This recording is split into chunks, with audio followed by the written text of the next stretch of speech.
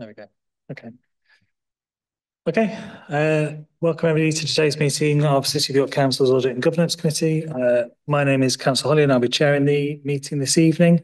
If I could ask officers to introduce themselves when they first speak, that'll help us. At the moment, we've got three sort of members of the committee on this side and independent person on the other side. I've had several apologies. So firstly, Councillor Burton and Councillor Fisher.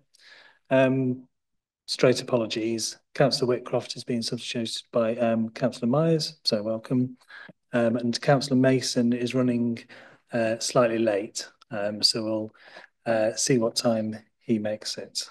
So we're down a few for the moment, but we're still quorate. So we'll continue. If I could ask then if members have any declarations of interest.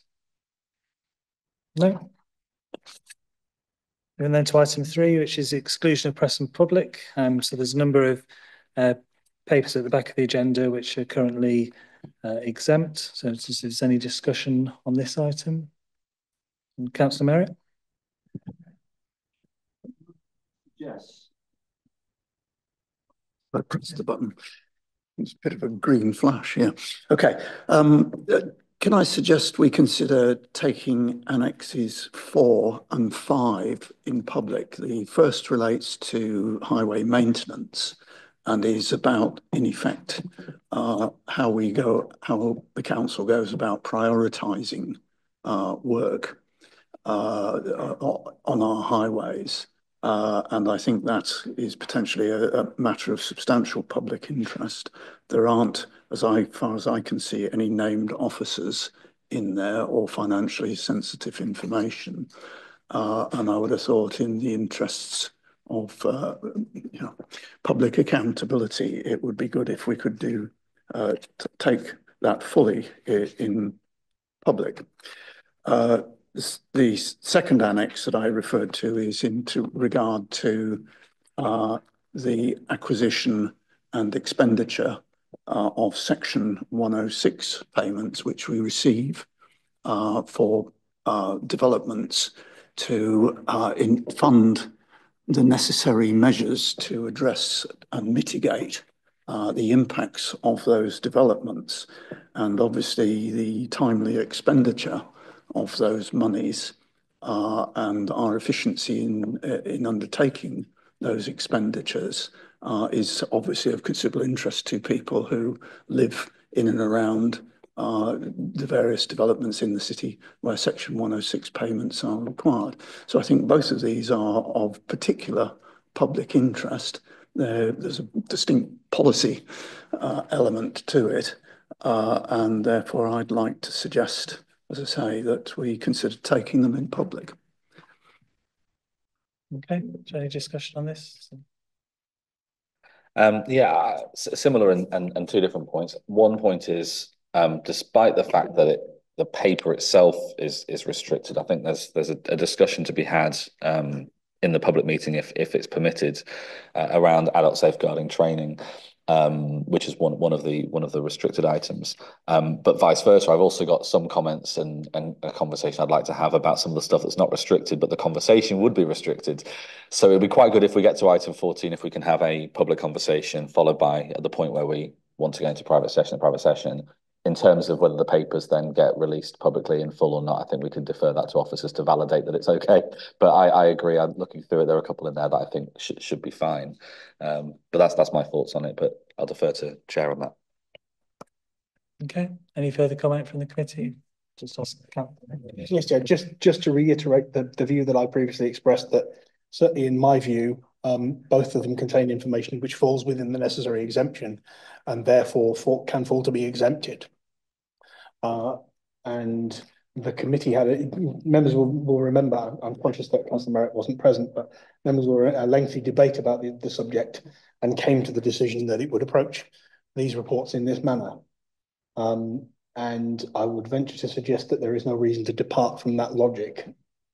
Appreciating the potential public interest in certain things, but at the end of the day, the committee is fulfilling its function in satisfying itself of the information. It is then in a position to provide that assurance to the public without the information itself being directly disclosed. I'd still suggest we were able to have a discussion without the papers being made public. But again, I'll follow the advice of the powers that be on that.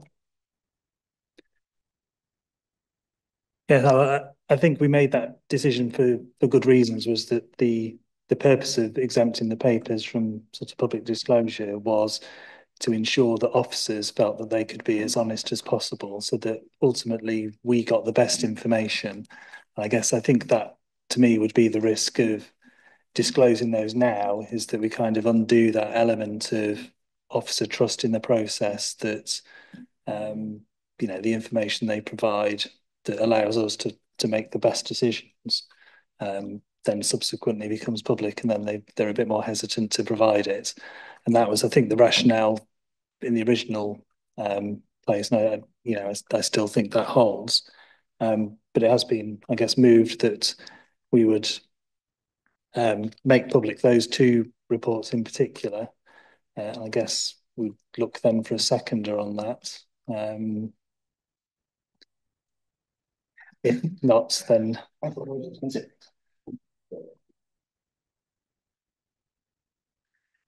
that I guess that proposal would fall. But I take your point in terms of ensuring we've got a public discussion and as far as we can do on those items.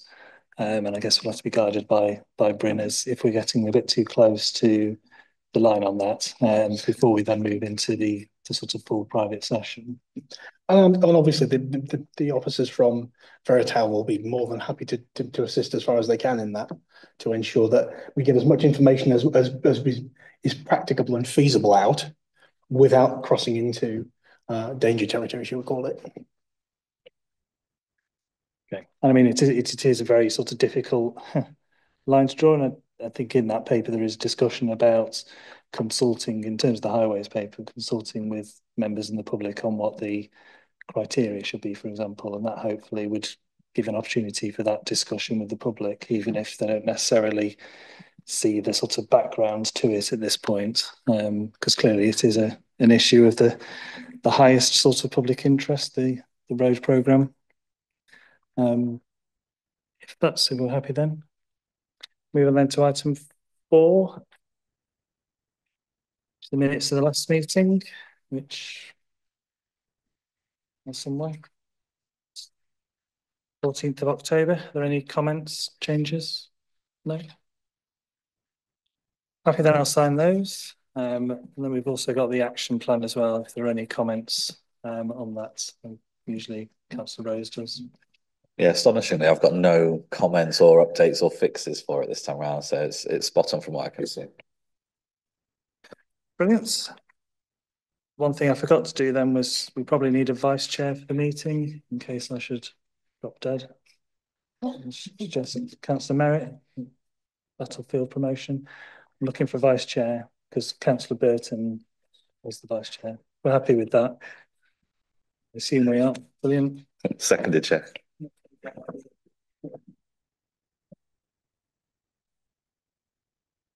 And then to public participation, I think we've got one member of the public speaking this evening. Andy Mendes, if you'd like to join us. And you'll know you've got 3 minutes to address the committee. I'll give you a warning if that helps, about 30 seconds to go. Or... I shouldn't, unless I get carried away, I shouldn't have trouble in finishing. I may get carried away though, given this recent conversation. So first of all, I want to talk about purchasing compliance, which comes up somewhere later. And I want to start by thanking you for following up on this issue. It's amazing what you can do if somebody asks a question, if they see the papers. The action plan presented is extensive and maybe very worthwhile, but I think it's in danger of creating an example of the mantra, the best is the enemy of the good. While you're revising, re-educating and persuading internally, your letter to suppliers should have made it clear that they should simply refuse any instruction from the councillor without a purchase order and an agreed quantity and price. The rest of it, it just doesn't help. Your actual letter rather opens the door to a retrospective confirmatory purchase order after the commitment is made and the goods or services received, by which time you've lost control of your creditors and your departmental budgets, even if the invoice is now delivered before payment. You might save a bit on cash if the payment is delayed. I also urge you to consider why you still need business support to raise orders, given you have a procurement software that enables frontline staff to raise requisitions and manages to approve purchase orders directly. You're just wasting time and effort, in my view. But despite this carping, despite this carping, I hope you can introduce the changes and begin to reap the not insignificant benefits. Thank you again and good luck, Helen and Debbie in particular. But my second point was about Section 106, surprisingly, and internal audit, which is sort of Groundhog Day again for me. I'm going to talk about it in the context of what I haven't been able to see, but I have seen the 2016 and 2017 Veritel reports and the follow-ups from the planning to CCMMSC that I initiated in 2017, 2018, and 2019. And just as an aside, let me know if you want them, because I'm happy to share them with you. From the summary of the 2024 audit that is published, it seems to me that the magic computer system Exacom that was procured following the 2016 audit to provide control and visibility across the piece hasn't really solved much. Obviously, I don't know what it says, but that's the conclusion I come to. As a punter, it's hard to know exactly what the state of play is, because the open data reporting of 106 conditions has also ceased after 2017, when the total amount due was £21 million, excluding non-financial obligations, which was the point at which I started my campaign. And that's from about 30 open developments. Who knows, since then we've had some pretty big 106 settlements, I think. Hopefully somebody does know the state of play with both financial and non-financial commitments across the city. I do appreciate the hollowing out of the planning department and finance that has been forced over the intervening years has been a problem. My continuing frustration is that so much effort is wasted because simple and efficient internal procedures are either not designed, poorly implemented, or never enforced. Good intentions are great, but the reality is rather more important. And it does seem to me, all the way through this, in my time involved with audit and governance, we've seen very helpful audit reports. They've all been actioned. There's lots of management actions. And 2 years, 3 years, 5 years later, you come back to the same point with the same issues. And I would be interested in finding out what's happening on 106 and on the health and safety and all the other audits. And that's probably more than my 3 minutes. Thank you very much. Thank you very much. Thank you. We can move on then to item 6, which is the review of polling districts and polling places. And we're joined by Lindsay Tomlinson, who's Head of Democratic Governance, and Emma Calvert, who's the Electoral Services Manager.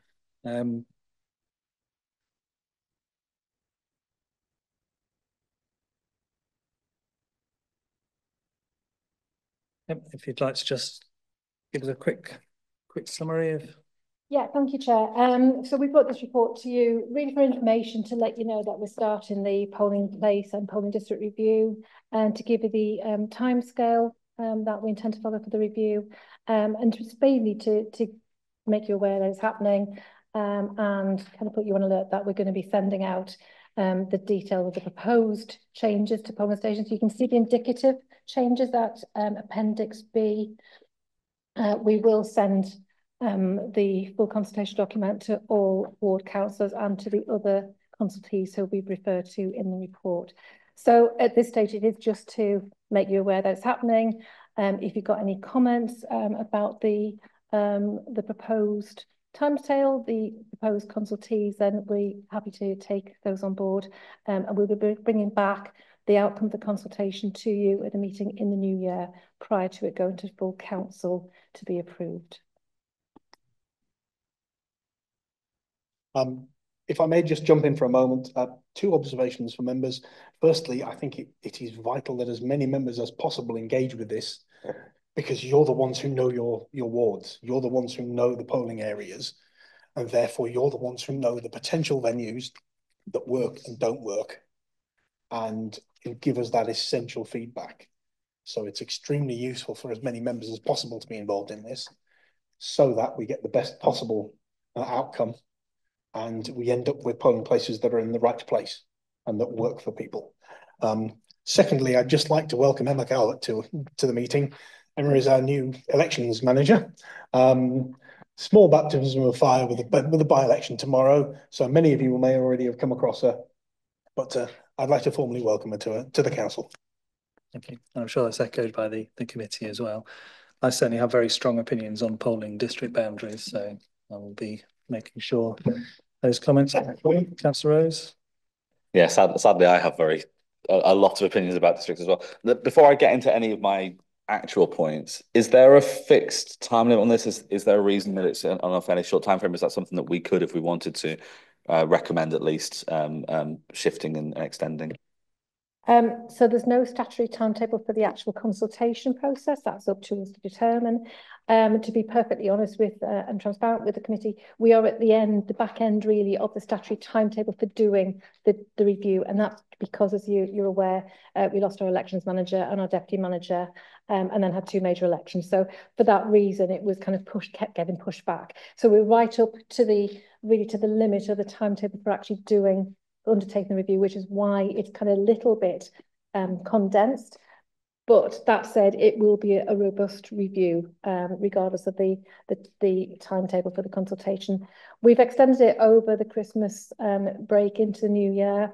If members feel that that's still too short, then we can go back and look at the timetable. But ultimately, we really need to be taking this to through council as soon as we possibly can to get the revised polling districts in place and the revised register published, ideally by April. So if we're taking it to council in March, then that kind of, really kind of dictates the length of the consultation process.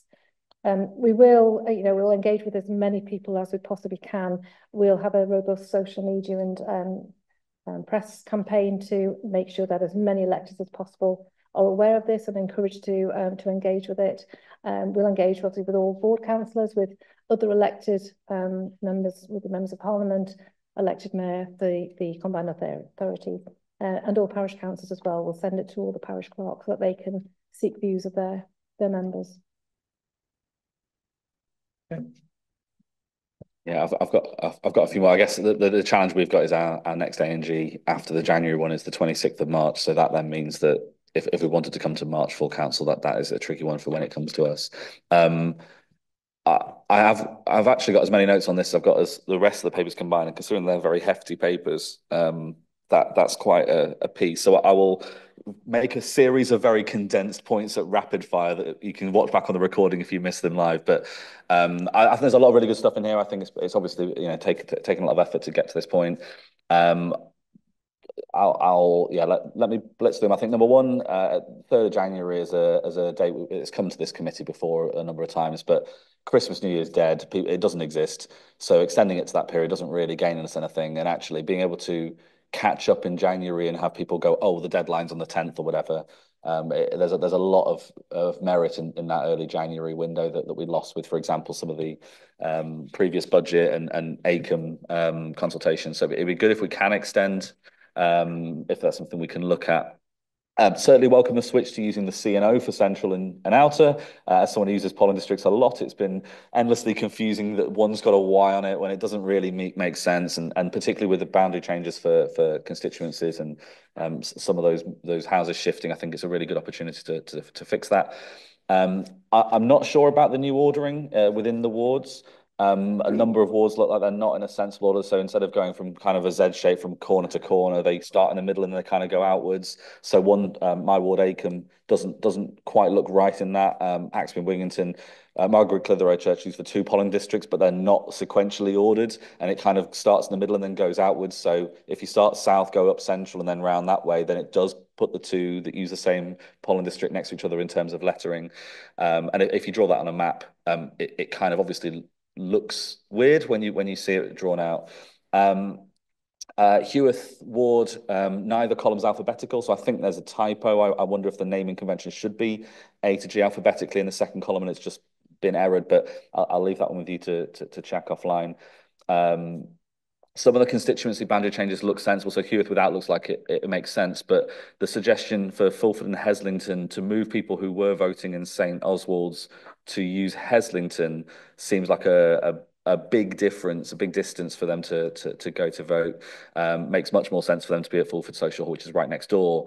That then makes that a massive polling station. But Germany Beck and Fordlands is really where the problem lies, that they're travelling a massive distance and they're half of Fulford. So if there's an opportunity to find something further south in Fulford that could be used for those, I think that would look good.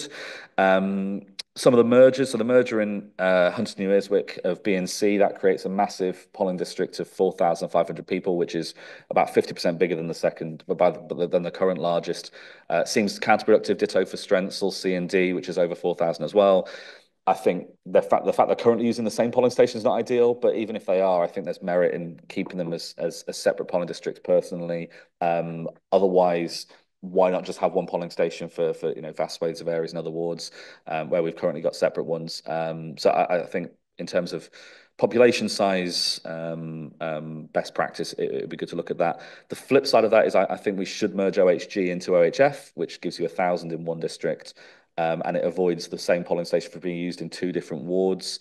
And for that reason, I also support merging OJF into OJE, which is the one that switches the Clifton ward polling station, which is currently being used by both wards. And there's also other ones like CJF into CJE or CEF into CEG for size consistency. So I know that doesn't mean anything live, but just in terms of just listing them out so that you can take a glance at them. I think it doesn't make sense to make villages travel to the next village, but I think if you've got kind of 2 streets away and there's only a few at one, then it definitely looks like it makes sense. And then a kind of broader point for us, which is also there's a community governance review, massively overdue, we've talked about before. As things stand, we've got a few people who blatantly live in Acomb, who are in Knapton Parish, who will currently have to travel all the way over to Knapton to vote, and potentially under this plan, when it's being re-looked at, which is a temporary polling station today, might have to travel to, I don't know, Roughborough or somewhere else. So it's something for us to take away that, it again, provides us with more evidence that community governance review is really critical for us to fix some of the ward boundary, parish boundary, and polling district issues. All of those points aside, actually, that leaves the 95% that I haven't mentioned as good changes that make sense. I think it'd be really good to go through that consultation process and get that kind of on the ground knowledge. And yeah, thank you for bringing it through. Okay, Councillor Myers.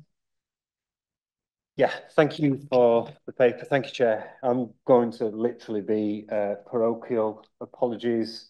Clifton is a low turnout area, so really do want to ensure we get it right. I've written in previously to your predecessors over the years about polling district BC, which is currently at St. Joseph's Church Hall. Now, that polling district over many decades has always been at the community centre, and it only changed because the community centre got renovated, it got knocked down and rebuilt.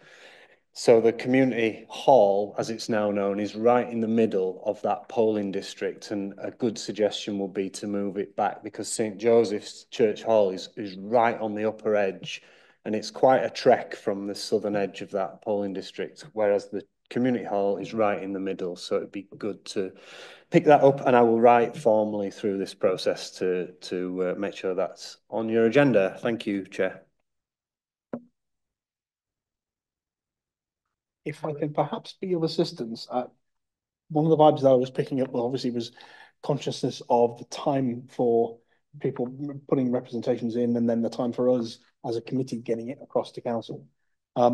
There is, of course, the possibility that the March committee meeting could be moved, thereby giving more time to collate information. So looking at the calendar, Monday the 17th would not appear to have anything in it on the evening, which would allow the committee then to consider it on the 17th and still have plenty of time for it to then go to council the following week. That is a suggestion that might be helpful for members, because it means that then potentially you can get an update in January as to where things have got to, and still get a further report in March, if that's helpful, Chair. Yeah, that sounds good. Councillor Rose. Yeah, that's my suggestion was going to be looking at that, or looking at a special meeting to pull some of, when we'll get to the work plan, but January is pretty heavily overloaded. So whether there's merit in looking at that, I'm happy to defer. I guess off the back of my comments, some of those were, I guess, almost consultation feedback in terms of here's some thoughts, but some of it is, I personally really think they should be looked at before it goes out tomorrow, which seems quite short notice to look at it. So maybe just starting it a little bit later, extending it to mid-January, and coming to committee later in a new year sounds good. The only problem with that would have been that meeting would be too late to then get it into the papers for full council. So I think if we're able to have a meeting between that January and March, if it's moving March, I would back that, but I think some more breathing room to get the papers prepared and double check everything, dot I's, cross T's before it goes out, and then more time to collect responses gives us, this is going to have long lasting impacts for many years to come, and it may make the difference of 50 people voting in one ward or whatever, which can be a big deal. So I think taking a little bit of time to get it spot on is great, as long as it doesn't hit any problematic deadlines, which if it can still come to full council in March, it wouldn't change anything. So yeah. I think, if we agreed, or committee wants to agree to move that committee date in March, that would work absolutely brilliantly for us. And what we could do then, extend the consultation right through January, and then have February to kind of consider the results and bring a report back to you for mid-March. We could even go longer if we needed to. No, that sounds good. Thank you. Are there any further comments? No. The only thing I noticed was YKE is merged with YKF, and YKF is merged with YKE, but there's still two different polling district numbers. I didn't really understand whether that was an error or intended. We'll take another look at that. We'll perhaps what we'll do is revise the timetable. We'll drop you an email to let you know, but potentially we'll put the consultation out next week rather than tomorrow. Just give us that week, because we have got a by-election tomorrow and things will be quite busy.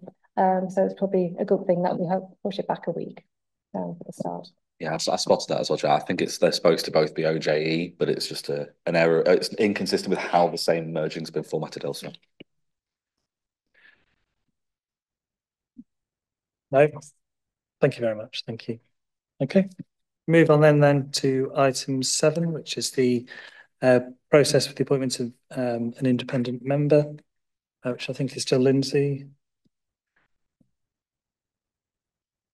Yes, thank you, Chair. Brought this report to you because I understand there was a call request at a previous meeting when Mr. Lee resigned his role as independent member, that you just wanted to understand what the process was that we were considering for recruiting and hopefully appointing a new independent member. So we went through the process last year, as you will remember, and we've basically proposing to do the same again. At that time we'd recruited an independent member for audit governance and an independent person for standards, and we tried to recruit a new independent remuneration panel. We didn't have much success in that, but we did that kind of combined 3-way recruitment. So this would just be the single recruitment for an independent member for audit and governance. So I've set out the proposed process for doing that. We have a job description and a role specification, and some background information that we, through our colleagues in HR who manage the process for us, we put that all out in the public domain so that people are absolutely 100% certain of what they're signing up to and what the restrictions are and what we're looking for what kind of skills we're looking for in that independent member for the committee. So it's over to you to let us know if you agree with that process, whether you want to see any changes to it, or if you're happy with us to proceed. And we'd look to get that started as soon as possible to get you a new member, hopefully early in the new year. Okay, thank you. Are there any comments from the committee? I think if there are no comments from the rest of the committee, I know that Councillor Mason had a few concerns in terms of it seeming quite onerous, I guess, a set of requirements on the independent person, in particular things like the independent member will need to be contactable during normal working hours, which sort of makes it sound like they need to be on call all the time. So I think it's, if there are things that might sort of tone down some of the quite sort of I think that was mainly to ensure that when you have meetings during the daytime, then they would be available for that kind of. We can have a look at the wording around that and make a little I bit think it's less. just trying to make it as sort of rigorous. open and, you know, sound as appealing as possible, because things like that sort of sound a bit like you need to be, you know, then that sort of leads you towards, you know, retired people perhaps who've, you know, who can sort of commit to being more available. Yes. There was some duplication as well, I think, in some of the sort of the essential and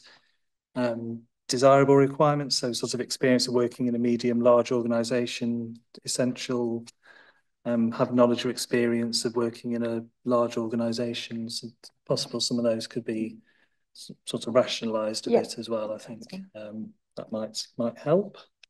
I think those were his main concerns with what was written. So I think it's trying to make it a bit more open and appealing, and some of that sort of duplication as well.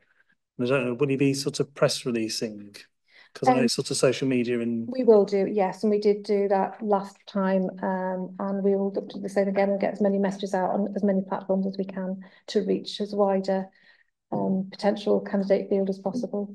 So, okay, thank you. I think apart from that, it's a case of, you know, the sooner the better we can, because obviously, you know, we know the value of the sort of independent role. So yeah, we'd look to get the process started within the next week or so. Absolutely. Okay. Just one part, Lindsay. No suggestion that I get involved in the shortlisting process whatsoever. But if it's helpful for me to have a 15-minute discussion with any potential candidate you shortlist, if that's helpful to share reflections, that actually would be that would be actually really good suggestion for someone already carrying out the role. That could be a useful addition to the process. If it's helpful, naturally it's up to you. But I thought the process ran well. I would say that. Thank you. Okay, thank you. We're happy then. Thank you again. Thank you. Okay. Thank you. We move on then to item 8, which is the purchasing compliance and no purchase order, no pay update. I think we're joined by Helen Mallam and Alex Hall.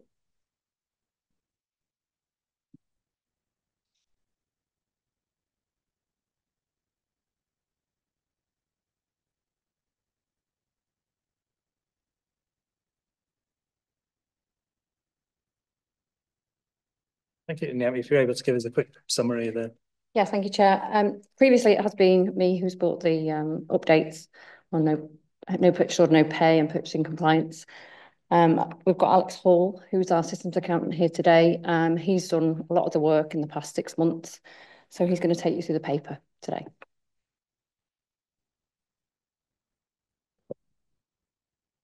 Hi, Chair. I'm bringing an update on no purchase order, no pay, purchasing compliance, showing the progress that we've made since February earlier this year. One small correction required in the report. On page 61, the table in point 15 has the headings of the first 2 columns transposed.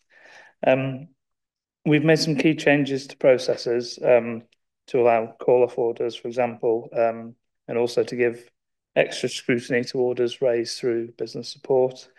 As a result, there's been a significant improvement in performance in that area.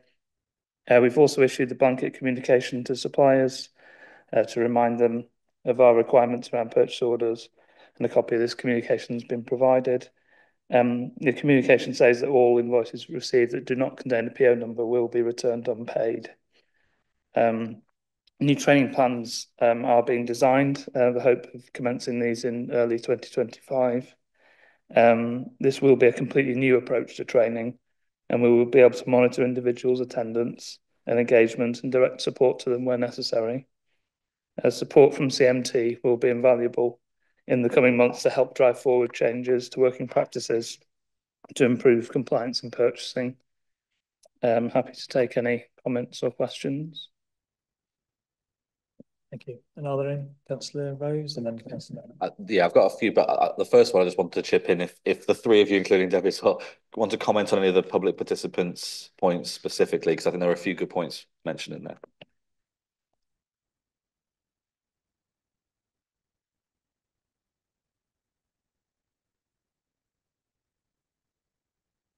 Just interesting points from Mr. Mendes, as ever. Thank you, Mr. Mendes. So just some of this is about reality versus expectation, I guess. So absolutely take your point that suppliers have been issued with an instruction not to take any instruction without all the details is simply not realistic, and therefore suppliers do take instruction from council officers without all the requisite information, and legally we are obliged to pay them for services delivered and rendered. We can't refuse to pay them just because they didn't follow our process.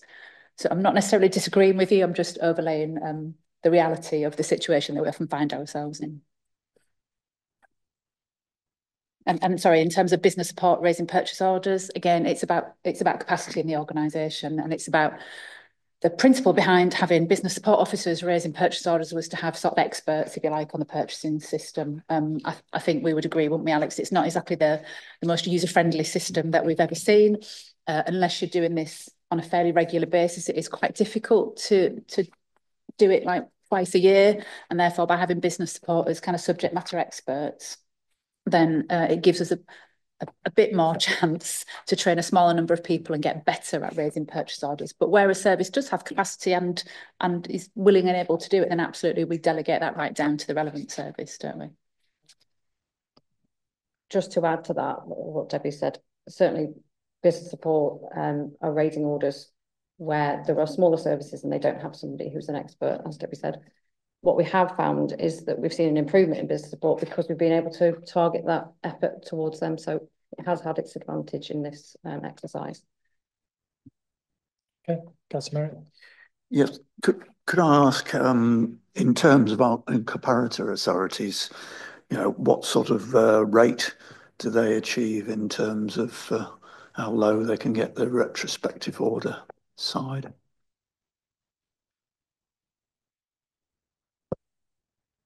I don't have any data to hand on what other authorities' levels of retrospective orders. I do know that in other authorities they do have significant problems with retrospective ordering. It's not just a York thing; it's happens everywhere.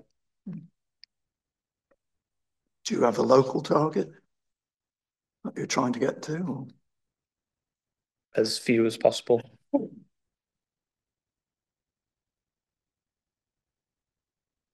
Okay. That's wise.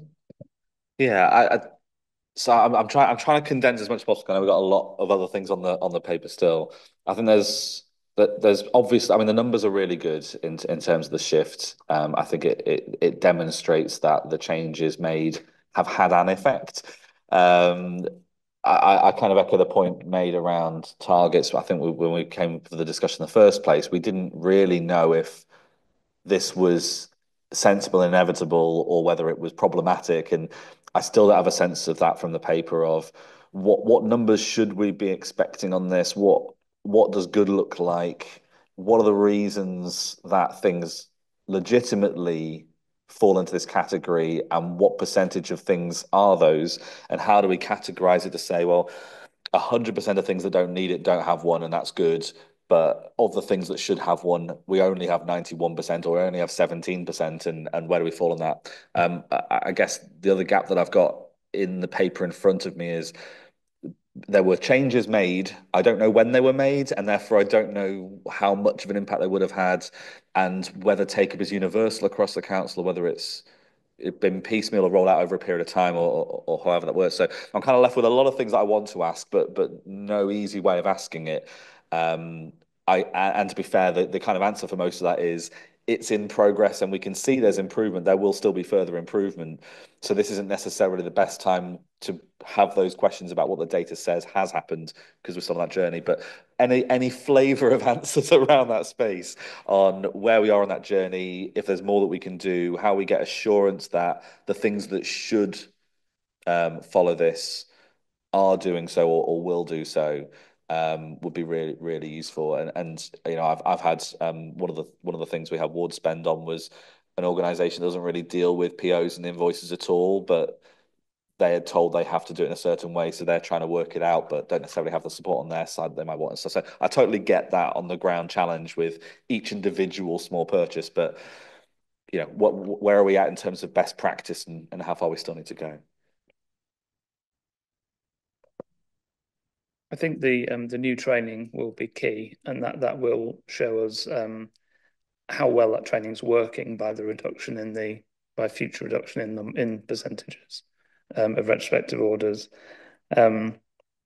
there are some in the latest data set, there are sort of over 1,000 suppliers, of which 4 of those suppliers account for 20% of the retrospective orders. So we'll target top down through the training, and we'll also try and take out those suppliers that have high numbers of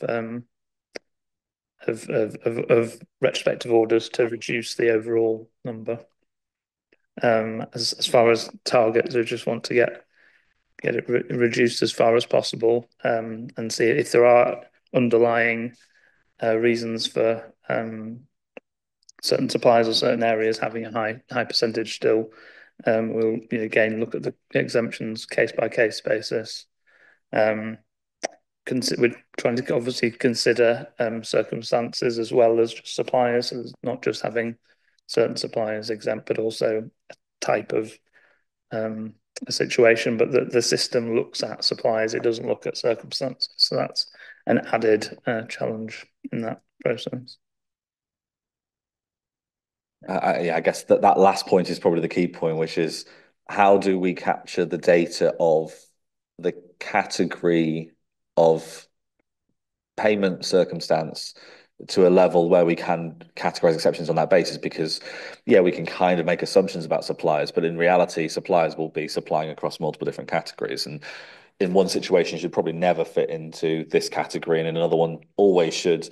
And if we can get to the point where we're targeting whichever way around it is 0 or 100%, 0%, because we're excluding everything that shouldn't be counted, I guess that's the ideal. Because when we're looking at this data, we're thinking about all spend. Actually, we don't want it to be 0%, because 0% is bad too. We want it to be at whatever number that should be, whether it's 15% or 38%. So if we're able to improve the data and the way that we're capturing things so that we can categorize it, and exclude the things that should be excluded, I think that's the ideal outcome.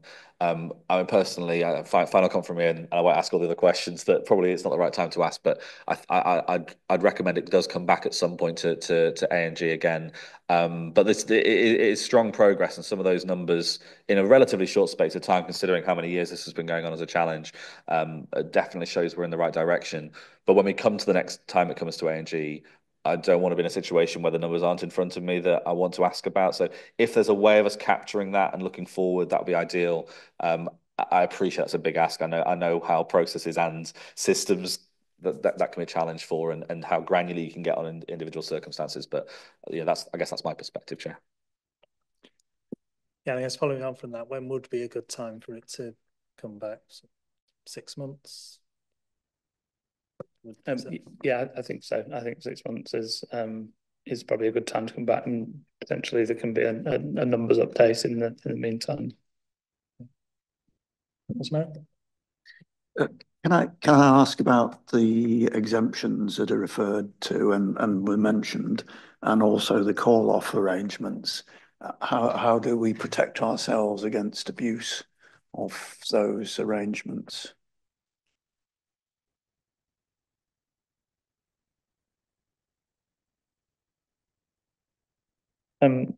It's worth pointing out that even though a supplier might be exempt, those invoices are still checked and approved.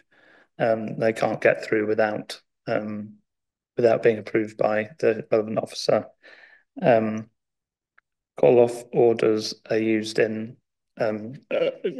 specific circumstances where invoices may not really have a quantity assigned, where it might be delivery of the service over a set number of months or whatever, and those invoices are still checked before they are paid. Okay. Can't see any further comments at that point. Sorry, Chair, I should have mentioned this prior to the meeting, but Helen will be leaving us in the new year to go to a new role elsewhere. So this is her last audit committee meeting, and as a regular attendee at this committee, I just didn't want that to go by unmentioned. So I hope it's okay just to mention that. Yes, on behalf of the committee, I thank you as well, and yes, you're always welcome to come back and watch. 5-year rule. So yeah, I think if we could get a sort of repeat report in 6 months' time, perhaps some of that sort of contextual information that helps us sort of get a grip on, you know, where we're sort of heading and where we are is where we want to be. That'd be valuable. Okay, thank you. Move on then to item 9, which is the... Sorry, Chair, in terms of the actual decision, could we indicate our support for the proposed mandatory training, which, given that we still have a long way to go, does seem quite an important component? I guess we're asked to note and comment on rather than approve, but yeah, I think I do share some of the points made in public participation, some of the points I've raised here. I think around there's things we can make clearer still to suppliers, more work we can do on it, but I think the action plan has demonstrated that it's working. There's a lot of good stuff in there, so yeah, fully back that. Yeah, I'm sure we will support that. Okay, yeah, can move on then to item 9. This one's with Debbie. Thank you. So this is the regular Treasury management update. So you will recall and be aware that it's a statutory requirement for us to report to members on Treasury management activities. This report outlines the activity in the year to date. You've got a brief covering report, and then you've got the executive report as an annex, and it's the report that was considered at their meeting on the 11th of November. So it's here for your scrutiny. It sets out an overview of the economic position, a review of borrowing and investment. So there's no new borrowing being undertaken since our last report to you. We continue to monitor inflation and interest rates. There's not a lot we can do about them, obviously, but it's kind of really been steady state basically the last quarter. There's nothing particular that I want to draw your attention to. Okay, any questions? Councillor Mason? Thanks, Chair. Apologies for being late from work. It's probably something I should know, Debbie, but the HRA obviously dropped significantly. I just wonder what that kind of 2-year increase and then down is. Sorry, Councillor, which section? Sorry, yeah, probably millions it's repeated. Right at the top on the annex, Annex A, just that first box. Capital expenditure, HRA, it goes 41, 26 and then down to 12. It just reflects the profiling of the capital programme. In reality, in 2 years' time, 27, 28 will probably have a higher amount in that. It just is where the slippage of the capital programme. So we plan so far in advance on the HRA capital programme, but only 2 or 3 years in advance, really. So it's higher in the early years because of slippage of schemes, and it should increase in later years once we get more information. Okay. Any other comments? No, Councillor Rose. Nothing from me for once on the side then. Sorry? Nothing. Oh gosh. Still expectation. Okay, if there's no further comments then, okay, move on then to item 10, which is the external audit plan. And I think this is Mark outside from Boris Mazes. Thank you, Chair. We'll take the plan as read in usual fashion. However, we'll highlight the key areas for you this evening. Section 1 of the Audit Strategy Memorandum highlights our responsibilities for the 23-24 audit. And as you can see, it's very similar to what we had to do last year in regard to our opinion on the financial statements, our value for money and our wider responsibilities. Section 3 of the report provides more details on the scope of our audit, which includes our risk-based approach, our plan to complete the audit by January 2025. There is a typo that says 2024 in there, I apologise, and our assessment of management experts. So I'm going to hand you over to Sophie, who will take you through some of the other key areas of the report for you this evening. Thanks, Mark. Section 4 details our risk assessment. At this stage, we've identified 3 areas of significant risk, those being management override of controls, which is mandatory on all audits, the valuation of land, buildings, surplus assets and investment property, and then the authority's net defined benefit pension scheme valuation. These are consistent with the risks identified in previous years and are set out on pages 15 to 18 of our report. Section 5 sets out our responsibilities in terms of reporting on the authority's value for money arrangements. At this stage, we don't anticipate highlighting any significant weaknesses in your arrangements. And Section 8 sets out our basis for materiality. We've set draft materiality at 9.9 million based on 2% of gross revenue expenditure per the draft accounts, with performance materiality at 7.4 million. In terms of reporting, we'll report everything to you above our triviality threshold of 300k, and then as always, it's down to you on management as to whether you make the adjustments. We will also have specific materialities set for key areas of the account, such as seniors officers remuneration, members allowances, and exit packages. That covers the key points, but we're happy to take any questions. Okay, are there any questions at this point? Councillor Mason. Thanks. Just going to fees, your fees for the work.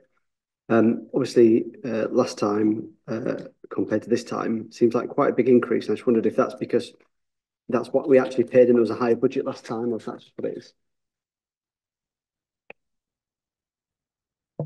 I wouldn't be able to comment on what the budget was for the audit fees, but the fees are set by the PSA, so it's externally, and that increase is reflective of them trying to reset the audit market and to ensure that we can work together to resolve the backlog that we currently face at the moment. Contractually, I could not comment on the fees. That is between the council and the PSA as part of that procurement. If it helps, I know that nationally the fees went up. The PSAA procurement rounds, which I think are 4 or 5 years, went up 150% nationally. So it's a national issue. Okay, any further comments? Councillor Rose? It is the world's smallest comment, but it would just be a point for future reference that if the 3 roles are engagement lead, engagement manager, and engagement team lead, it might be worth having a different definition of role in there for what the roles of the 3 people are. But you know, I think it's a really good, thorough report. It says everything that I expected to say, and you know, it's very useful. It gives me everything I need. Thank you. Thank you. Okay, I can move on then to item 11, which is report on suggested constitutional changes to the Health and Wellbeing Board, being led by Bryn. Thank you, Chair. So members have another constitutional report. I'm sure you're deeply excited by this. This one is significantly smaller than the previous one. It was taken to the Constitution Working Group in September. And this is simply a change in the terms of reference for the Health and Wellbeing Board. This has been subject to internal discussion between the Health and Wellbeing Board before being referred across to us and the Constitution Working Group. So the Health and Wellbeing Board itself is supportive of these changes. They are all lawful, and the Constitution Working Group passed them unanimously without substantial comment, I believe. So I would simply commend them to members for onward transmission to council. Sadly, that will be in March because there isn't another ordinary meeting before then, but that's fine. They will get rolled up hopefully with some others. Okay, Councillor Merritt. Yes, so can I just ask a question about the functions of the board? Obviously, some of the items in there are pretty technical, which is, I understand, why the joint strategic needs assessment is delegated. But you also have the requirement to produce a pharmaceutical needs assessment, which I would have thought was also a pretty technical piece of work. So I was just wondering why that wasn't delegated. You are straying beyond my knowledge, councillor. In essence, as I say, the board itself has looked at these and considered that these are the appropriate items for it to consider. It may be that in due course they look at it again and think that the pharmaceutical needs assessment is something that perhaps should be left to a subgroup almost to deal with the technical side. But these are the terms of reference that the board considers it needs to operate going forwards. You know, our function as an Audit and Governance Committee is surely to think from the governance point of view how these things are going to work And are there, any challenges we should be making to ensure that, the objects that the council and its partners are trying to achieve are going to be, deliverable in a satisfactory and a good manner. So I would have thought that was a not unreasonable question to ask and to get an answer on if we're to fulfill our function. Okay, well, certainly a reasonable question, and I guess the answer is. Well, I can certainly go away and come back with an answer, Chair. Yeah, I think there's a valid point there around our role, making sure when we're signing off constitutional stuff that we're satisfied with it. And at the point where we discussed the P&A and we discussed this and the role of Health and Wellbeing Board, I didn't know anything about it. Since then, I've been in 3 meetings about the pharmaceutical needs assessment, so I know a little bit more about it now. But I don't think it's written in that committee, right? It's public health team with support from the ICB, and I guess the logic of this committee is that it is that multiple meeting point between different units, and that's why the membership for it to be core, it must include the ICB and the council. So the logic of the P&A is that it forces it to not be a council-owned document, which is why it's there. And if Health and Wellbeing Board have validated they're happy, then great. I actually think it's an interesting point, because when this came through, it made logical sense to me with the argument I've just made. But now knowing that the pharmaceutical needs assessment was kind of, or at least my latest understanding is that the P&A was written by the public health team and is used by the ICB in their decision making, that it actually might feel like it's not quite the right forum for ownership of it, even though Health and Wellbeing Board definitely needs to sign off on it. So the word "produce" there is the word that I'm suddenly in agreement with you on, not quite being certain of what it means. That said, it's the word in the existing document, so that hasn't changed, and I don't think for us to approve this, it needs to. The only other comment I had or question I had is that the definition of 5 members for quorum, just to validate that, we've got the paper in front of us on our tables as the supplementary. That's 5 out of the 17 total members, including the non-statutory ones. It isn't 5 of the statutory 7 listed here. I just wanted to, I know that's what it says, but I'm just double checking for validity. Yes, that's my understanding. That's the intention, certainly. That's Mason. Thanks. I won't talk about this item in detail, because I think I've got a conflict that I'm exploring at the minute with the Deputy Monitoring Officer on, but I am a member of the Health and Wellbeing Board, and I've been for 7 months. So the annex that's got Councillor Aaron is wrong. I'm not sure if that's relevant or not, but obviously it's come from somewhere.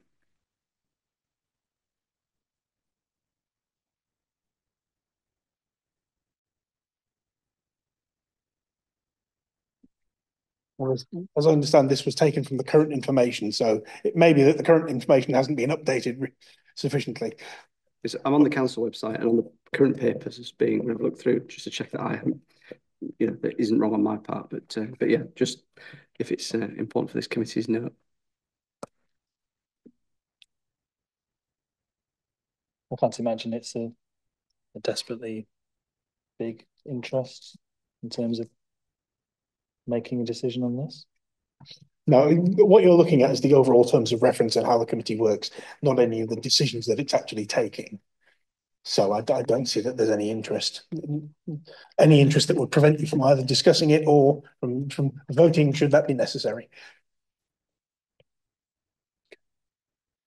That's right. No, I guess on that point, it's in terms of that correction as well. The paper we've got, the annex next to us, is just there for reference. You are actually listed twice on the council website, so it might be worth us double checking that it is definitely correct. But yeah, in terms of the constitutionality of it, we don't specify who has to be a member out of these non-statutory. So the actual membership can change over time. The key roles are just that exec member and ICB, isn't it? So. Okay, if there's no further comments, then are we happy to pass that on to? Yes, so we're endorsing the proposed changes and remitting those changes to next ordinary meeting of full council. Are we happy to do so?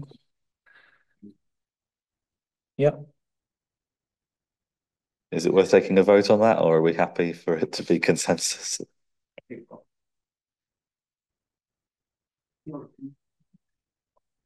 with that. I'll take the absence of disagreement as assent. Okay.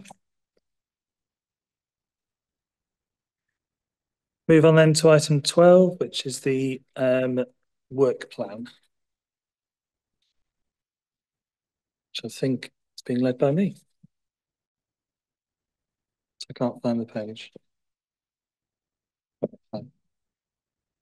So I think we've added in an additional meeting.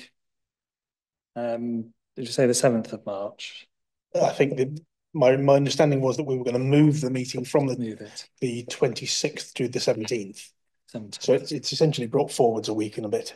Okay. Which then fits in with the timetables better, Chair. Okay, that's fine. Are any other issues anybody would like to raise? Councillor Merritt? Yes.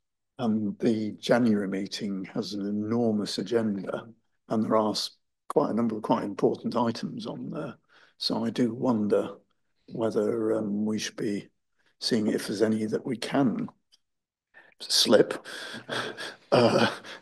sensibly while still dealing with the essentials and things that have deadlines. So for members' assistance, this was raised by Councillor Burton, the Vice Chair. So we've had officers look at this again just to see what we can do. We are therefore suggesting that there are a number of changes. So try and bring the two up side by side. The corporate governance report would look to slip back to March. Obviously, the polling district and polling place review will now slip back to March. There's a separate report listed on internal audit into contract management. That's going to be covered off as part of the internal audit and counter fraud progress report, as I understand. So that report in itself will be included, but will not be set out as a separate item. Let me check if there's any other changes.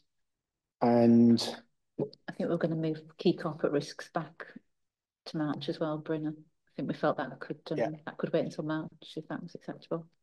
And then the audit committee self-assessment, we were suggesting to move back to March as well. So we can balance the two committees out a bit more, so that things are a little clearer. Now, obviously, subject to members being happy with the approach. Okay, that's all right. Yeah, I'd written the word terrifying and then put a load of what I think could shift as well. And I think moving some of the stuff moving March earlier or having another meeting, I think definitely helps with things that I felt uncomfortable shifting later. I had exactly the same list that you had, except that I had kept the review of A&G. I just think out of our self-assessment, I think it's the one thing that we shouldn't look like we're slipping if we can help it. But I did slip the 2 Treasury management reports, and I don't know if that's a statutory timeline thing, but considering we've been talking about it today and it's the next meeting, I feel like it doesn't have to be done immediately. But it needs to be done before you approve the Treasury management strategy at full council in February. Okay. So the strategy needs to come to the January meeting, otherwise it won't have been scrutinised, and therefore my understanding is it can't then be adopted it can't be approved by full council because it hasn't been scrutinised. And so you might as well do 1 to 3 at the same time. Yeah. Makes sense.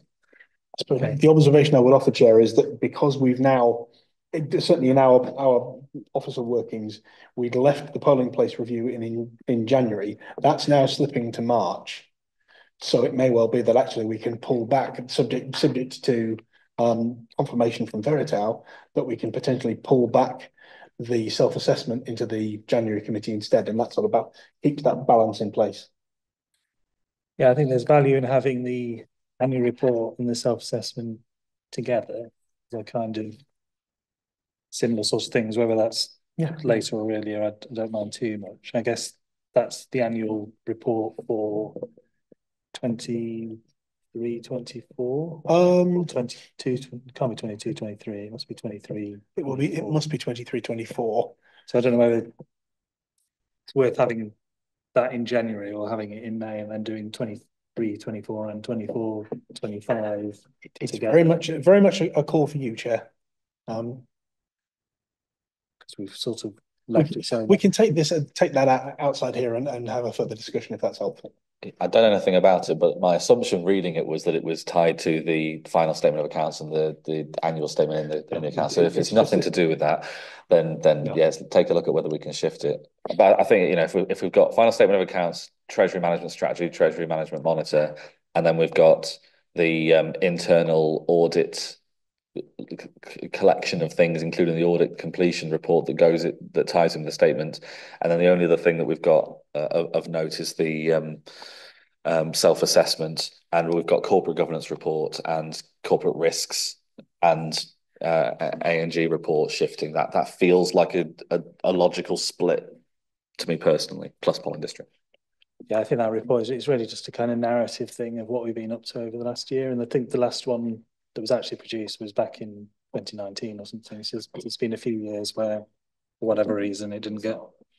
It's not a statutory requirement. It's something that the Constitution says we should do.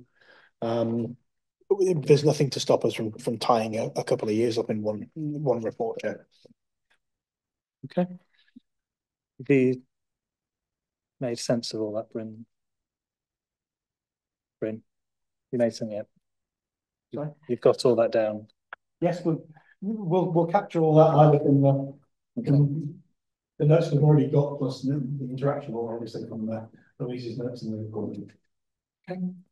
Happy to move on then. So the next item is... Chair, just the only other thing to note whilst we're on that agenda item is that we mentioned about the no purchase order, no pay, and potentially shifting that into EG May, which was the quietest meeting last spring. So I think provisionally if we target it for May, but leave it to your discretion. That's my suggestion. Yeah, no, that sounds good. Okay then, can move on then to urgent business, and I don't have any. So we'll move on then to the audit and counter fraud progress report. I think as discussed, if we say what we can say in public and then we'll move into a private session.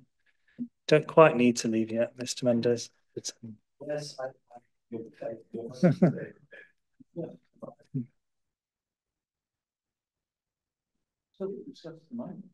Yeah, we've got six we're not to talk about. You are actually a little bit. We'll try. Okay. Thank you, Chair. So this is our usual progress report where we set out the work we've been doing on internal audit and counter fraud. My colleague Connor's going to present the work that we've done on internal audit, and then I'll pick up the counter fraud work. Thanks, Max. Thanks, Chair. Connor Munro, Assistant Director, Audit Assurance. So this is the committee's regular internal audit progress report. It begins on page 193 of your packs. Since our last report to the committee, we've made a good amount of progress in delivering the internal audit work programme, such that we now have 9 internal audit reports that have been finalised and a further 4 that are currently in draft. We've also, alongside that, continued to support the council by certifying a number of central government grants and undertaking a range of consultative engagements as well. We have 18 audits that are currently underway at the time of reporting at various stages, and there are a further 13 that are scheduled to begin during Q4. And we'll continue to assess the relative risk and priority of each of those audits in deciding what we work through in Q4 and as we move beyond that into the new financial year. We move to Appendix A on page 198. That illustrates the progress made essentially with the programme. It shows completed work and when it was reported to the committee and those audits that are ongoing currently. Appendix B then sort of sets out what our current delivery intentions are and our future delivery intentions into Q4 and beyond. So effectively do now work that's currently underway, do next in Q4, and then do later currently being considered for prioritisation next year, subject to consultation, which will begin soon. If we move to Appendix C, that summarises the outcomes from audits completed since our last report to the committee. So we have, in summary form, the key issues and findings from those audits. As the committee knows, there are appended exempt reports, which we'll be considering in private session. Appendix E, which rounds off the report, provides details on the follow-up activity. So that's the work that we do to confirm that actions that were agreed in previous audits have been implemented. Implementation rates, as you can see from the table, remain relatively high, and so we also remain generally satisfied that sufficient action is being taken by management to address issues identified in previous audits. If we return briefly to pages 196, 197, we have a section which we don't ordinarily include called other developments, and that's just to make the committee aware of upcoming changes to the internal audit profession's standards. So they'll see the public sector internal audit standards replaced by the global internal audit standards and the application note that sits alongside that, which interprets a lot of the global requirements and makes them more UK ready. The committee will also note as well, there's mention of the code of practice. So that's intended for those charged with governing the internal audit function, so the likes of this committee and senior officers. The main thing to take away from that section, though, is that we're not expecting any significant changes to be brought about by the new regime, but we will explain in future reports how we've responded and adapted, and likely we will present a new internal audit charter as well, which references the new regime. But that's everything on that report. Thanks, Chair. Okay, thank you. Okay, so Annex 2 summarises the counter fraud work. As usual, it's a mix of proactive work sort of designed to help prevent and deter the risk of fraud against the council, as well as reactive work. So that's dealing with cases which are identified or reported to us and which then require investigation. The report also highlights the measures we've been taking to raise awareness, particularly with council officers around the risks of fraud and some of the steps they can take to help minimise that risk. There's also details of the pilot exercise that we've started, and that's designed to address low-level fraud and error. And it's something we've talked about previously. There's also, we've been taking steps to try and raise the profile of local government counter fraud with the government and the public sector fraud authority. We're working with a few other councils to help drive that forward. And also, just to note, we took part in the National Blue Badge Day of Action back in May, and that's working alongside 140 other councils to help address and raise awareness of the possible misuse of blue badges. The report, just a few of the highlights really. We've had 186 referrals of suspected fraud in the year to date. We've closed or completed 59 cases, issued 9 warnings to people who we've identified as committing fraud, and we've helped the council to recover £183,000 worth of funds which are being subject to fraud or we've prevented the sort of loss due to fraud. So very happy to take any questions on that element of the report. Okay, thank you. I can take questions first on the internal audit progress report, if we start there. I've got a few broader ones, but I think it makes sense to dive straight into what we had in public participation, and even if everything were public, what the public wouldn't have is our internal conversations and emails we've had about the same topic as well. So I think anything related to Section 106, but specifically, so the bit that's in the public papers says regular monitoring of income and expenditure against Section 106 agreements is carried out by finance who do not have access to the Exclusion monitoring system. No single system or document currently provides a complete view of amounts due, held and spent across all active Section 106 agreements. Before we dive into some of the other thoughts about Section 106, the specific question of Exclusion's been in for a few years. Did it actually achieve what we wanted it to do? You know, are we in a Groundhog Day situation where we're now looking at fixing something that we've looked to fix before? We're not guaranteed to fix this time around. What's your sentiment and feeling generally around the systems side of this Section 106 piece? So yeah, I think probably The measure of success is probably best for the service to answer, but in terms of our own objective look at the system, obviously it was implemented, yes, a number of years ago.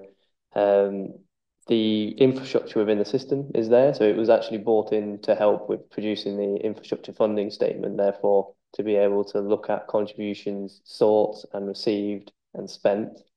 There's been some work ongoing for a number of months now to populate the system with older Section 106 agreements. That, for reasons of resilience in the service, hasn't been possible. However, the way that uniform development management system interacts with Exclusion, such that any new agreements that are entered into will have the contributions amounts in there, which is, in my view, a strong improvement. The reason why we mentioned about there being one lack of single central record is because there are a lot of older agreements where they're still not reflected in Exclusion in the way that new agreements are. So it's just difficult to reconcile those, and therefore the reliance is placed on the finance spreadsheet, whereas sort of the key source information, given it's a development management function, should come from the development management system to begin with. It'd be good to get Debbie's thoughts on it, and I know Dave's itching behind me to talk about it as well. But one point I think is probably worth clarifying that we did confirm by email, but just for the public records, you have no concern that there's been anything missed in Section 106 agreements, that there's been any problem that's caused as a result of this. This is just a risk that's being called out, but we've got no evidence of any misspent or missed Section 106 payments, correct? That's correct, yeah.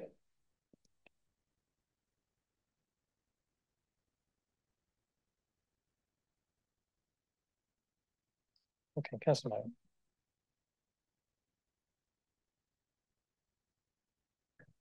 In terms of putting in the back information, how far has that actually got before obviously the post became vacant? I don't have a specific sort of figure to hand in terms of how far through. That would be something which we could request from the service and come back to you with in terms of how far they've got through that process. Right. So, in terms of what we know is the Section 106 monies we have, how much are on the Exclusion? What proportion is on the Exclusion out of the total monies? Again, we could clarify with the service if that's possible to do in terms of the amounts of contributions that are reflected in Exclusion or which are in agreements which haven't yet made it onto the system. But I couldn't give you a figure at this point. Did you talk to the service departments at all as part of the audit? Yes. And did you get any sense on the timeliness of expenditure in the sense of providing the facilities that the Section 106 agreements are meant to provide at the earliest opportunity following the release points within the contracts? Yeah, so that was part of testing. Clearly, you'll be aware in terms of there are a number of trigger points within agreements, and they become due at different points after the agreement's been entered into. In a number of cases, it might be more opportune or more sensible financially to pull together within limits monies to be able to fund the infrastructure that's required. So necessarily then that can lead to periods where monies are held for a longer period. I think the main thing to say really is that we haven't encountered any issues whereby the clawback provisions have had to be enacted because the council's held monies for longer than it should have been. Whether or not that's separate to the timeliness in terms of being deployed for the use of the public is a separate point. But that, to be fair, is a different issue. The clawback's 10 years, if I remember correctly, in most cases. The issue is the money is provided to provide facilities to address the pressures that the new development brings on the local community.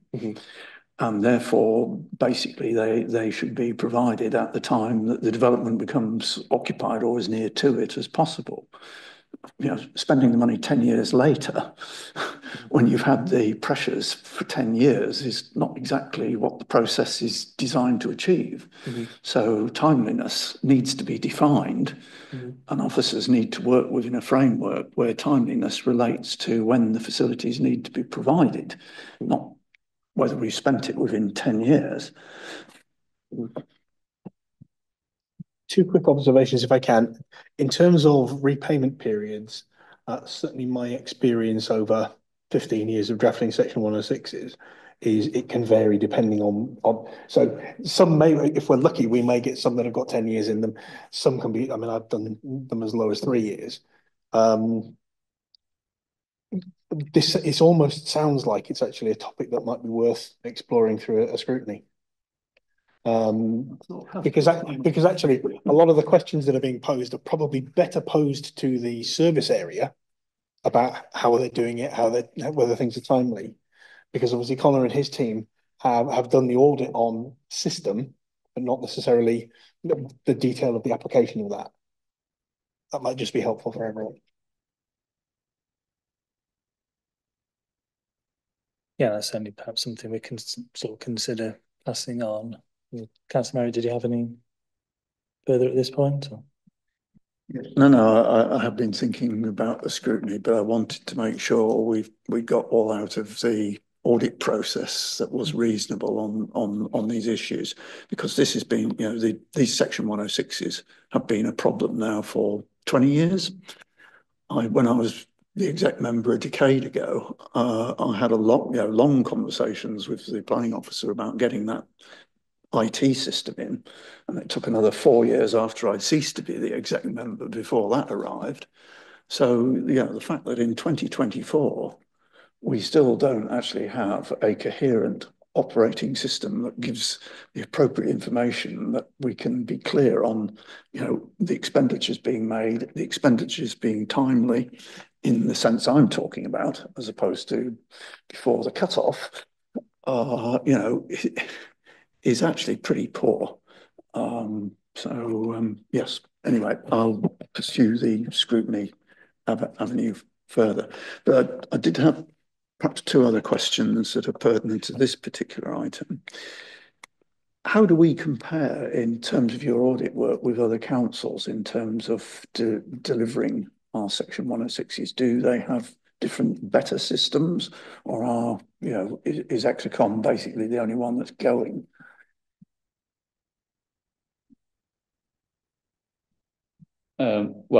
We don't have that sort of level of detail. All I would say is that Section 106 agreements tend to be an issue that comes up at the council. So that would suggest that it's probably some of the issues that we're identifying or talking about today may well be quite common across other local authorities. Again, if it's an assistant councillor, I think, frankly, we are probably unusual in having a system at all. Certainly from my experience across other authorities. And as I say, I've been doing planning work for 20 years now. Most authorities don't have that central register. If they're lucky, they have a Word document which tells them what agreements they've got and what contributions. But I think even having a system in itself is quite unusual, which may or may not be any comfort to you at all. I think, given that we're talking about millions of pounds of public money, that is pretty condemnatory of local government. Just, are we able to hear the CFO's opinion about these finance issues, please? Thank you. So there are a number of issues raised. I agree with Bryn. It's probably not a topic to go into detail right now and with this committee, so it is more suitable as a scrutiny topic, but there is work ongoing. So the audit report, the audit that Verito undertook was looking at the system and a number of processes, but didn't look at everything. And this is an organisational wide strategic issue. It's not a service issue. It's not just a planning issue. It's not just an education issue. It's a cross-council issue, and so we recognise that there needs a corporate sort of project almost. So we've started some work on just looking at what it is we need to do and I would perhaps request that members, you know, there's some myth busting we need to do around 106s. You know, this the audit work undertaken showed that you know, we weren't having to return monies, which was my concern. I absolutely understand members' concerns about the amount of money we're holding on the balance sheet, but as Conor mentioned, there are often very good reasons for that. And I could pick probably any Section 106 payment at random, and there would be a very long and detailed explanation from somebody that tells me why it's sat there, why it's been sat there all that time, and what the issues are with spending it. Now, that's absolutely not the sort of information we would need to be discussing at this committee, because that'd be far too detailed. However, I do recognise we need to just pull out what some of those key themes are, what are the challenges, because we need to get the best for the city and our residents from the 106 process. And so we will focus on how do we get the best from the 106 process, rather than the detail of who does what and when they do it and how all that works. Is how do we design the system so that we get the best out of it? And that's right from asking for the right planning gain at the start to making sure it's deliverable at the end. And so that's quite a big piece of work, but it is on our radar, and we are looking at that. So we just need a bit more time to do it. So the system is in, it's not been in, I don't think it's been in that long actually, but maybe I've just lost a couple of years in the middle somewhere. And we are sorting out some of the issues raised by the audit report in terms of having access, having a single version of the truth, if you like, and a single source of information. So there is a lot of work ongoing. Okay, thank you. I guess as well as a transition towards sale, as well as Section 106, do you sense the same sort of issues with that as there is with Section 106, or does that solve some of these issues, or is that? Yeah, it seems an overall simpler process to administer, but you know, in terms of our involvement in that, our current clients still very much in the Section 106 world, but just from my understanding of how it operates, on the face of it, looks theoretically simpler to administer. Yeah.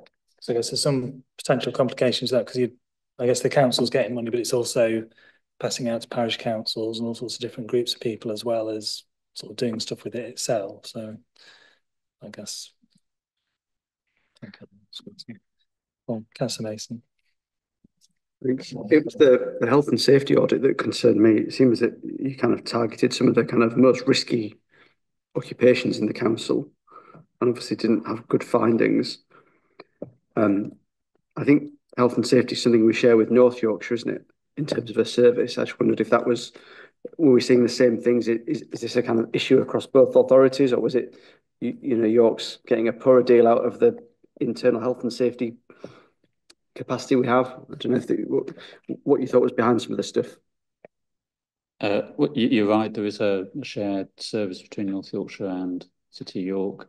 That service is a facilitating service, so it provides the support to the individual services. I think the issues that we've addressed or identified in the audit are because the sort of policy and procedure framework put in place by the Health and Safety Service aren't being applied and implemented fully.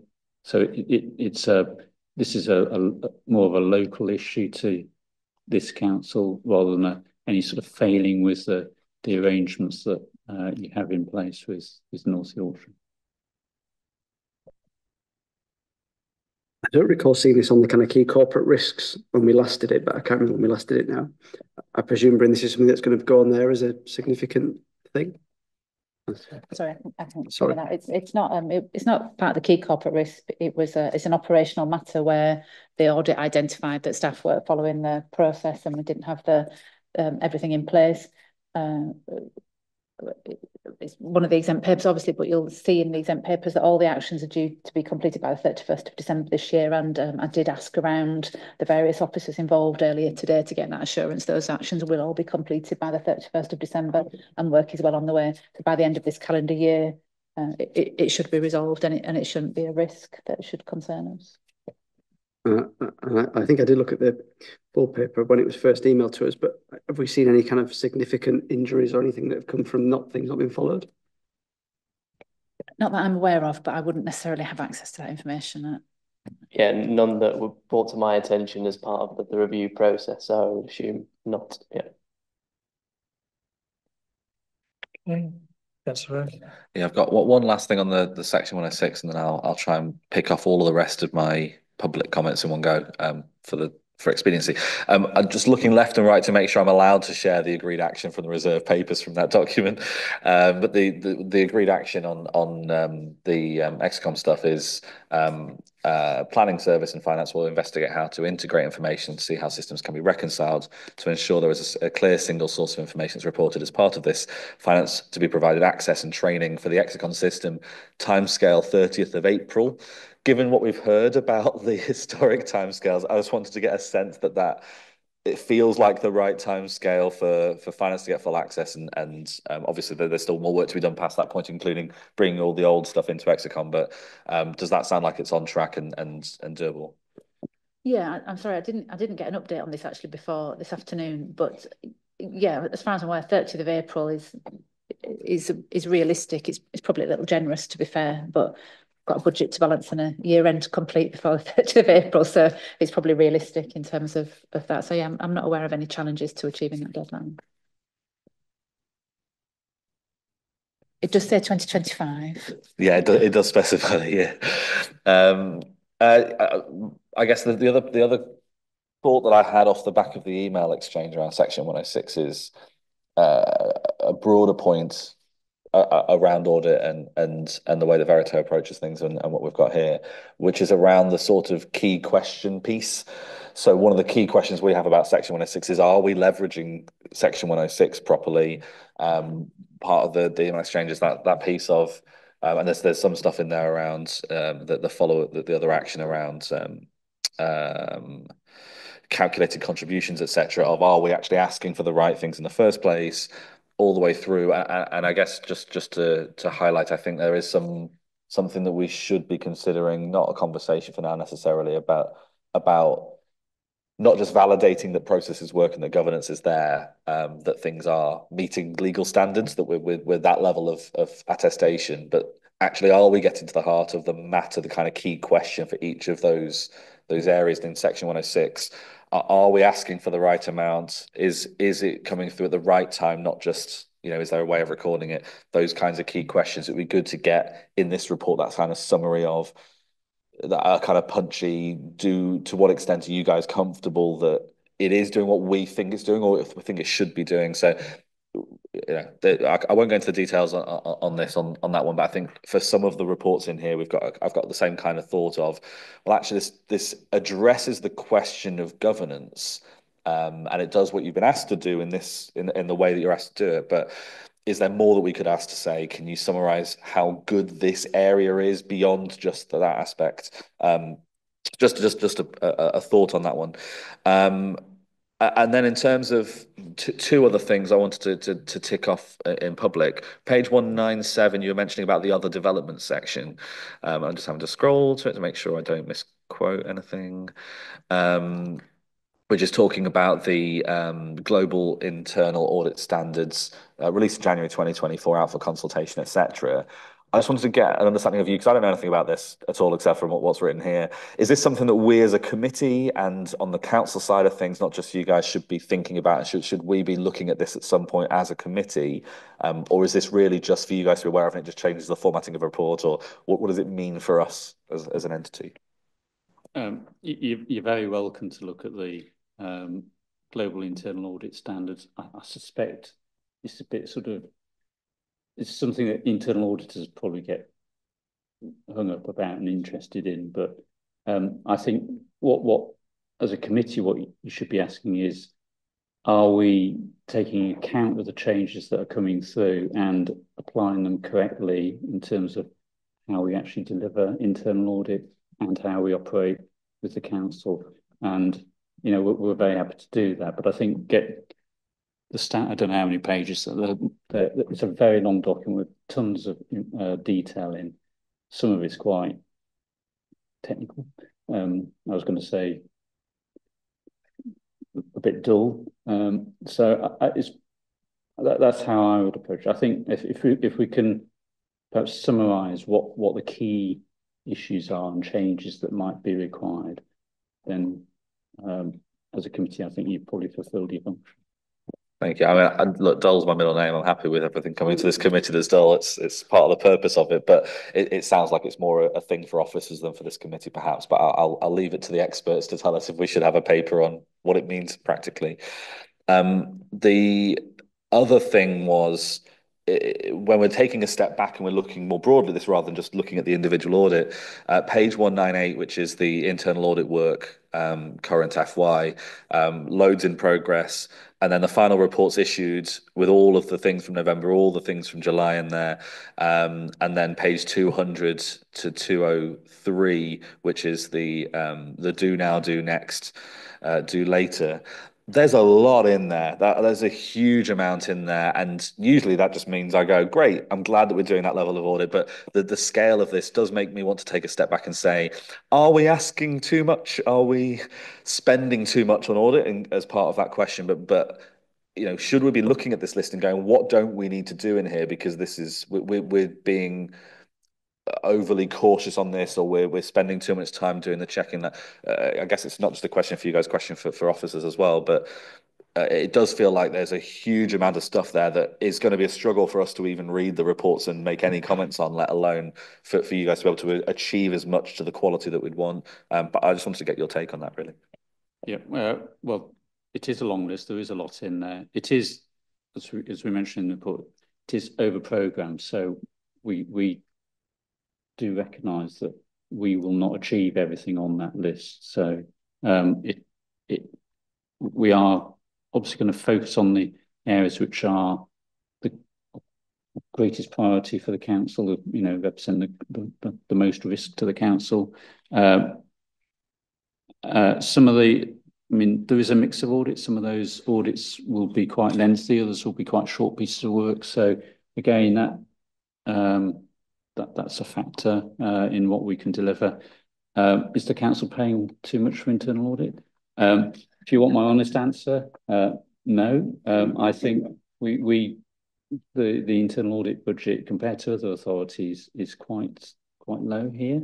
So we would, I think, realistically struggle to provide an effective audit if the budget was cut beyond what it already is. But then I would say that. Yeah, there wasn't a proposal, and in fairness, I think it's not the right place to ask a question about that aspect. But it's good to hear that comparison to other authorities as well. And I guess the challenge that we've got is the do now, do it later is more about urgency than it is about priority, right? So do later includes, for example, use of CCTV, which is not as much of an issue now as it will be if we get extended powers, if that becomes a greater thing in the future. It makes sense for that to be on the do later, but it might be still top of our list of priorities. And it's really hard on this number of things and complexity of topics for me to say whether I think that the NHS DSP toolkit accountable suppliers item is more or less important than carbon reduction. So I appreciate you're talking to the seniors in the council about those priorities, but it's more a broader comment around us as an A&G that I don't know how we manage what we're asking of our internal audit on this and Veritone. There's a lot of really good stuff in all these reports, and we'll get into them when we close cameras. But yeah, I guess that's my concern, Chair, is just how do we genuinely scrutinize this, and you know, I say scrutinize with a soft S, because some of these papers don't go to a committee that is responsible for the scrutiny of the topic that it's talking about. So there's a general piece around this on what we should be taking forward, and if we're not going to get to everything on this list, should we be cutting the things loose that aren't the priority, and rather than letting circumstances dictate what our priorities are for us based on how easy things are to get, etc. But just a comment on that. Any comments? Yeah, Chair. I mean, also something to bear in mind as well is that I guess traditionally internal audit has been seen as we do work in a year and then the next year starts. You know, we try to run as a continuous service. So actually, while you've got some things in do next, if in reality they then go over into the next financial year, they're still delivering an output for the council where we can report in future. The main thing is that when we do the cut-off, when we provide our annual opinion, that we've delivered enough work and sufficient breadth, depth, coverage to be able to give that opinion. And we're always assessing that through liaison with the likes of Debbie and Bryn and more widely across the organisation, looking at our own data in terms of this audit gives us this audit gives us that, to determine what goes into those categories. So yes, I still accept your point. There's a lot to work through there, and as members of the committee, I can understand that one line in a report, how is it possible for you to say whether or not that is more important than the other? I think it's just a case of sort of us reassuring you that there is a process that sits behind that. And I did also want to go all the way back to your first point around Section 106 and approaches that we take to that audit. I think it's a little bit at the moment a case of the maturity of the system. If we were to ask the sort of questions that you were sort of suggesting we might want to, in terms of are the right contributions being sought? Are we negotiating properly with the developer to get what we need? Do we have programs and plans earmarked in place to be able to offset the impact of the development? I think if you look at the report, we can see that there are some potential areas for improvement around defining what the ask is and having that consistently recorded, updated, etc., to then be able to make that assessment on control going forward. So I think that's probably the space we're in with Section 106. Yeah, I think we're guided to a large extent by yourselves in terms of the quantity of work. I mean, each one of these papers coming after could itself be a 90-minute sort of meeting, scrutiny review. So it's, I guess, for us to try and concentrate on the sort of biggest issues in them and not try and get too sort of bogged down, but perhaps recognise sometimes when things do need more work to pass it on to the right people. And I guess it's trying to get all those things to work together, and that might be something we look at as part of the self-assessment, I guess, is whether we get that balance right and how we might sort of manage it. So yeah. I'd like to move on if that's gone. Councillor Merrick. Yes, it's just in term, it was really good reading these reports, and appreciate the enormous amount of work and quality of it that has gone into these reports. But obviously, one of the things that's done in the report is to recommend specific actions and dates for undertaking those actions by. And I just wanted to understand what process we have for keeping tabs on them, as opposed to 2 years' time, 3 years' time, when you visit the particular area, seeing whether they've been done or not. If we've got, actions due by end of October, by end of December, and so on, quite large numbers, how are we, as an Audit and Governance Committee, keeping track of that they are being done? Is it, when these reports are complete, what happens to them in terms of those actions and meeting those deadlines? Just to say that we do have what's called a follow-up process in place. So that's something which is coordinated by us in internal audit. Yes, the actions are owned by management, but we have in our audit management system a way of determining when actions come due. In advance of those deadlines, we will go to responsible officers and determine whether or not, through obtaining evidence, that the actions have been implemented. And so we continuously revisit that. And then the output of that is what you see in the reports in terms of the percentage that are implemented, the percentage that have revised dates agreed or overdue.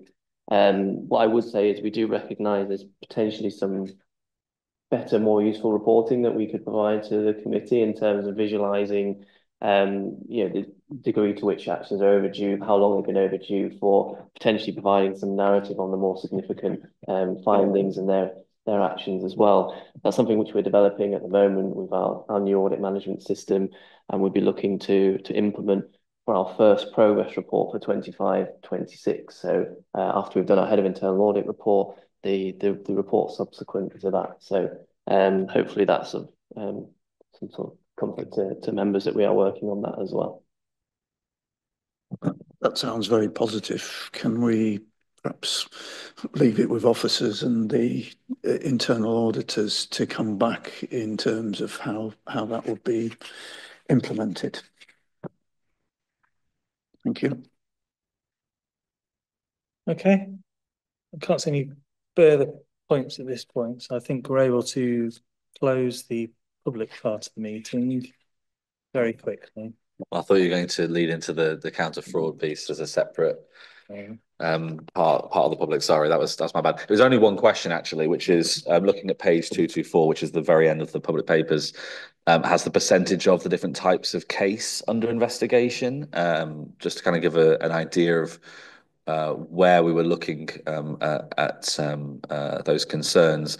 But then in the following table, it talks about the pound savings, where, for example, the council tax business rates, which is a third of the size of council tax support in that pie chart, is created greater savings. So obviously some of the types of fraud may be much bigger than others. I just wondered if you had any broad feeling for what that pie chart would look like if we were looking at pound value rather than just percentage investigating. I appreciate that's a kind of gut feeling from experience judgment, but any insight you can give would be useful, because I think sometimes people get fixated on the number of £10 issues rather than the one, £100,000. We could produce a different pie chart that showed the split based on the sums recovered or fraud prevented. We can certainly do that.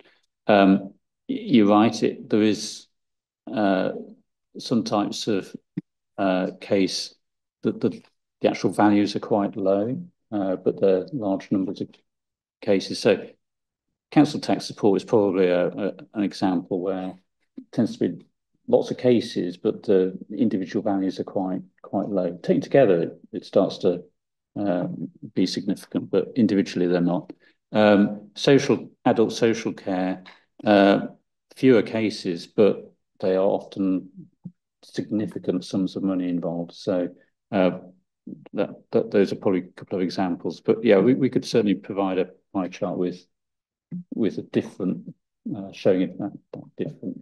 Yeah, I think if you're able to create a pie chart of last year's numbers or whatever it would be, and circulate, that'd be good. Because I think the other thing that I guess is clear from this is the amount under investigation, not the amount that then turns out to actually be problematic. So it may also be that one of these segments is basically never an issue when we investigate it, and some of them it's pretty much always an issue. So yeah, if you're able to circulate internally a pie chart of the true value of a cost, that'd be great. Thank you. Yeah, we can certainly do that. Just to note, there is also there will often be a delay between a case being closed and the actual funds being recovered. So you could close a case 1 year, the funds might not actually be recovered till the following year or even later. Councillor Merritt? Yes, thank you. Welcome what you've been doing on the counter fraud, and I note the section on parking fraud, that in terms of dealing with the holiday lets and so on. We get quite a lot of complaints as Guildhall ward councillors on some of the things that are going on in the area in relation to holiday lets. I mean, the other one is not using the commercial bins system as a business, which they should be. So there's some, other fraudulent actions going on. I just wondered whether you'd had any look at those. I'd need to check this, but I know that issue has been raised before, and I know the team had talked to the commercial waste team about whether there's a need to share that information. To be honest, it tends to be the commercial waste team that have the insight, and they deal with those issues themselves rather than necessarily. I'm not sure what additional benefit we could perhaps offer. Okay. So we can go out this way. Yeah. Oh, I don't know. Unless this thing is. Oh, yeah, exactly. Yeah. I'm just going to close the public meeting at that point, and we'll take a 5-minute break. We're back for about just before 22.